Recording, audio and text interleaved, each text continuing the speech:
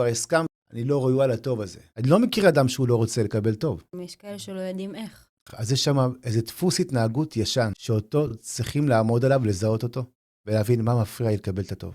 באיזה שלב בחיים שלך קיבלת טוב, ולא האמנת שהטוב הזה מגיע לך. במסגרת של ההורים בבית, ילדים חווים גירושים, וההורים מאוד מפוקסים במקום שלהם, במזונות, בפרנסה. זה מערכת שהיא מטרללת מאוד את הנפש של הילד. ההורים עצמם נמצאים באיזושהי נקודה שאי אפשר לשפוט אותם על המקום שלהם.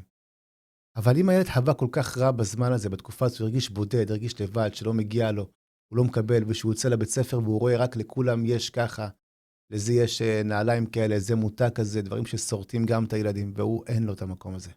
ושפעם אחת הגיע איזשהו מקום טוב, שמישהו רצה להשפיע על הילד הזה טוב, או על הילדה הזאת טוב. למה שהילדה הזאת תסכים לקבל אותו? כי היא לא מאמינה לזה הרבה לפני כן, כי היא רגילה לא לקבל טוב.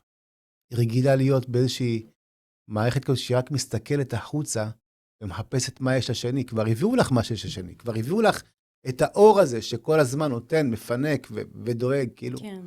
זה מה שרצית, בדיוק זה מה שרצית. עם כסף, עם הכל.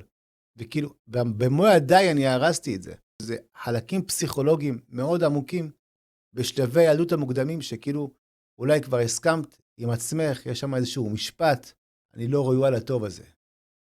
כן. ואת הנקודה הזאת צריכים לפתור.